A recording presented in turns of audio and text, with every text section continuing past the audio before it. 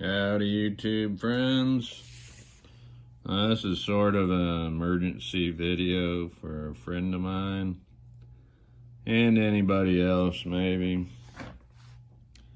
But I'm gonna go over how to swap the tools and how to properly use the lever lock. So first of all, you take out or deploy whatever tool you're wanting. And then this lock lever here, raise it until you should feel it stop. And it should be just like that, at an angle, forward angle. And then the tools pop right out. And the tightness of your screws have a lot to do with how clumpy or how smooth or how stiff it is. So you got to figure out where you want your screws to be and then thread lock them into place, and everything will function a lot better. But so the lock lever is out at a forward angle. That's where it needs to be, not up and down, not this way, and not past this either. I'm not sure what happens. You might even damage something by going further, I'm not sure. But this has to hook on like this. So it'll go right back into place. Let me reach around the camera here. So you kind of go at an angle like this, and it slides right on. Then close the lock lever. That's in place, it's locked.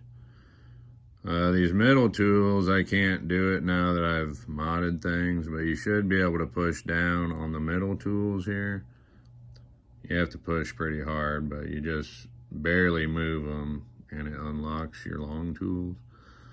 Or you just barely lift this lock lever. Just lift it enough until your tool unlocks. All right, and then stop. Push your lock lever down and close the tool.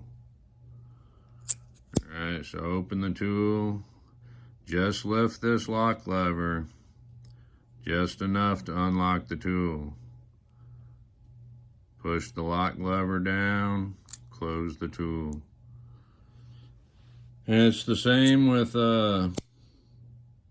taking anything out. Deploy whatever it is you're going to take out. Lift the lock lever. You're right there. Stop. Pull the tool out. Now these tools can slide around. And the one side, if you take everything out, you're not going to be able to see it, but there is a little washer in here. And that, at least for this tool, it helps to space this craft blade off of the scale.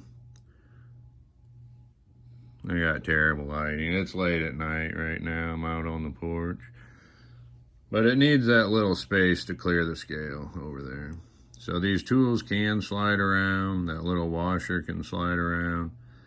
So when you take something out, I just am holding these tools in place over that way. And now when you put it back in, don't do this.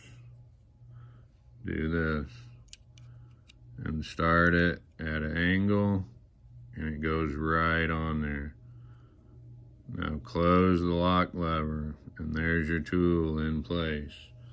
Then you can either push down on your short tools, or like I said, just barely lift the lock lever until the tool unlocks. Close the lock lever, close the tool. And I think that's it. Now I've got thumb studs in 2 of my things, so I can't lift the lock lever for that. So in that case, I have to lift the tool just enough to unlock whatever it is I'm unlocking. Close the tool that I used as the lock lever, and then close whatever you unlocked.